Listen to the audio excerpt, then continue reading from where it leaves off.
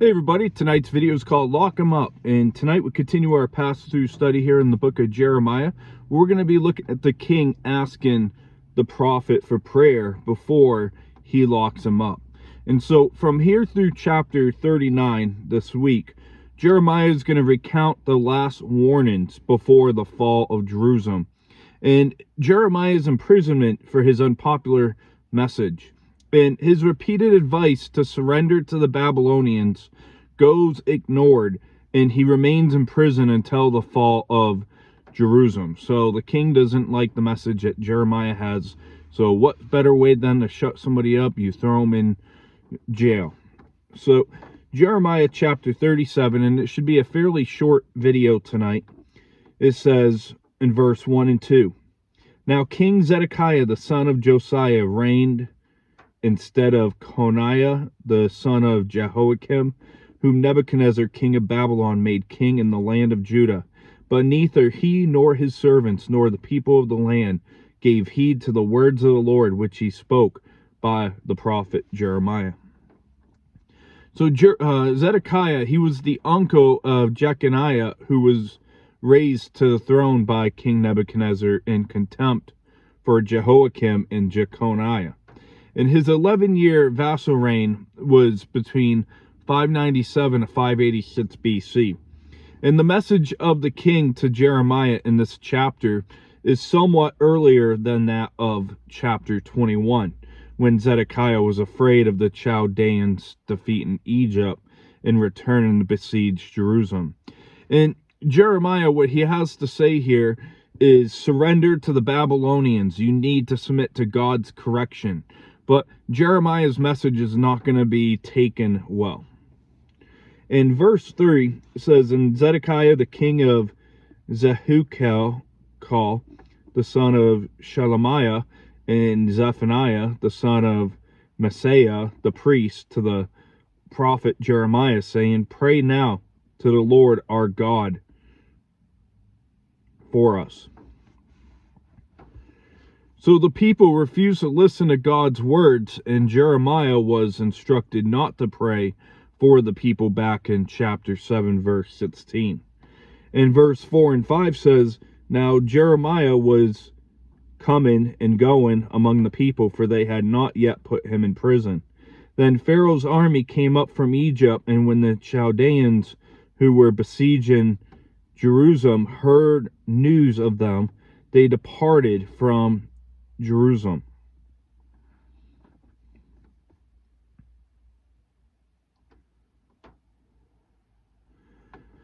So the prophet was no longer in the prison court as he had been back in chapters 32, 33. And when the Babylonians went south after leaving Jerusalem to meet with the Egyptian army, it seemed like a miracle to King Zedekiah's prayer. And the Babylonian siege was broken, and Jerusalem seemed to be rescued by the Egyptians. And when we see Pharaoh, it's speaking of Hophara, who reigned between 589 to 570 BC.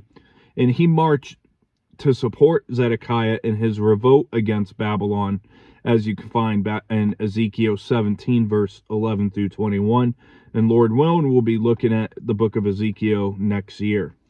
However, he retreated before actually joining the battle, and that left Jerusalem to fall to the Babylonians in 587 BC. And verse 6 through 10 says, "Then the word of the Lord came to the prophet Jeremiah, saying, Thus says the Lord, the God of Israel, thus you shall say to the king of Judah, who sent you to me to inquire of me, Behold, Pharaoh's army, which has come up to help, you will return to Egypt, to their own land. And the Chaldeans shall come back and fight against this city, and take it and burn it with fire.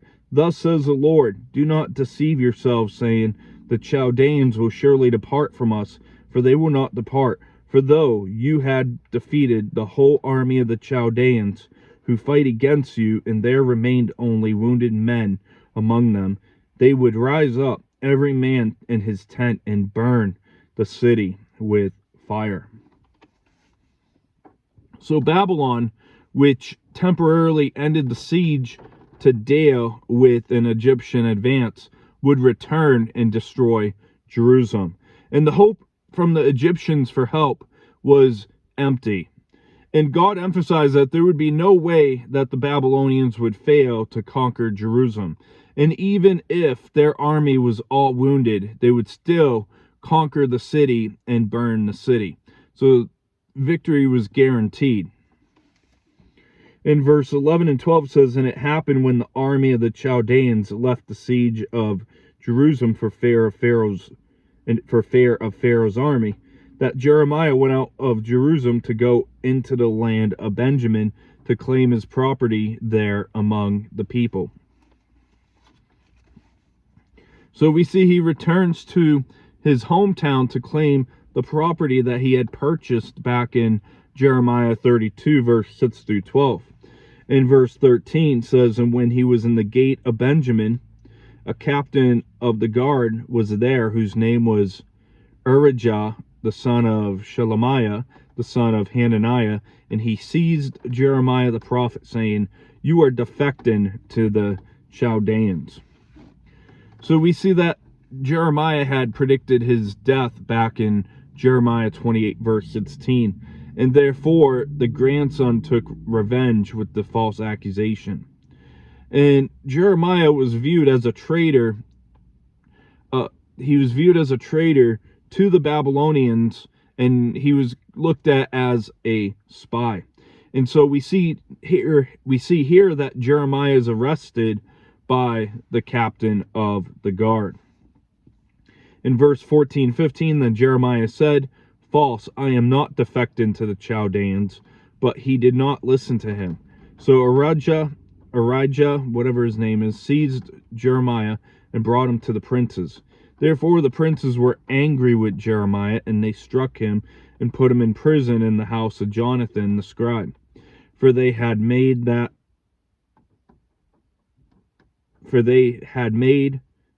the prison. So one thing we should pick up by now in our study of Jeremiah is that Jeremiah was often absorbed with blows. He was often receiving threats and mistreatment for proclaiming the truth of God.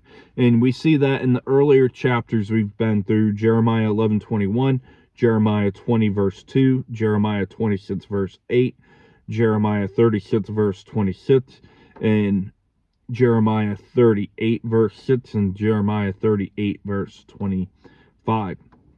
So we see that the prophet Jeremiah paid a significant price for remaining faithful to God and to not back down on the message that God gave him to give.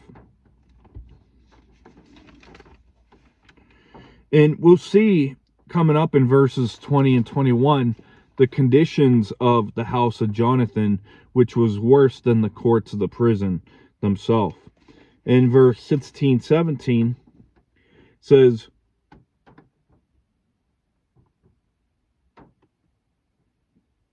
"When Jeremiah entered the dungeon in the cells, and Jeremiah had remained there many days, then Zedekiah the king sent and took him out.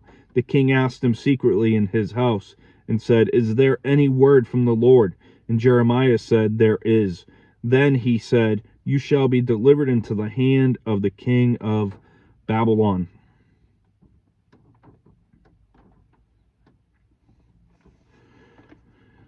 So we see that the price that Jeremiah had to pay was many days of his life. And he didn't have any false prophets in the company of him in prison, as the false prophets weren't the ones targeted because they gave messages that tickling ears wanted to hear. And their messages would please the rulers and the people. That's why Jeremiah had no false prophets among him in prison.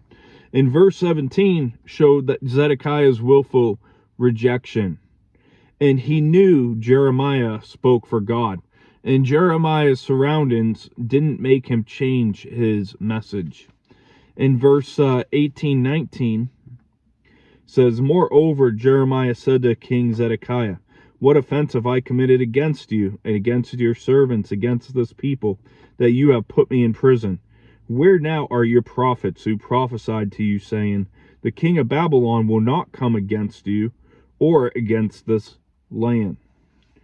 So we see that Jeremiah goes on to appeal to Zedekiah in consideration of the failure of his favored prophets who gave opposite word.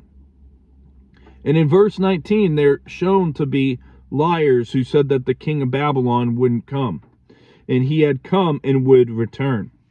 In verse 20 and 21, to finish the chapter, says, "Therefore, please hear now, O my lord the king, please let my petition be accepted before you, and do not make me return to the house of Jonathan the scribe, lest I die there." Then Zedekiah the king commanded that they should commit Jeremiah to the court of the prison, and that they should give him daily a piece of bread from the baker's street, until all the bread in the city was gone. Thus Jeremiah remained in the court of the prison. So we see that Jeremiah made an earnest appeal to be spared the terrible conditions that was in this prison in the house of Jonathan. And in verse 21, the king showed a measure of kindness by returning Jeremiah to the court of the prison, promising bread as long as it lasted in the siege. And he remained there, and Jerusalem was taken soon after the food was gone, with only a brief trip to the pit, as we'll see in our next study. And so to wrap up tonight's video, quick wrap up here, we look tonight at the new king Zedekiah failing the same way as the previous king failed. In verse 3 through 5 shows us that Zedekiah asked Jeremiah to pray, and Jeremiah seems to be rescued. In verse 6 through 10, we see the certainty that the Babylonians would conquer Jerusalem. In verse 11 through 15 shows us that Jeremiah is arrested and imprisoned as a defector to the Babylonians.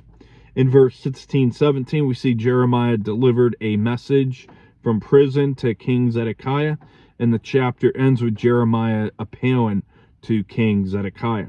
So that's going to wrap up today's video. Like I said, we're going to keep it on the shorter end. So we'll see you next time. I'll let you know when that next study will be. God bless.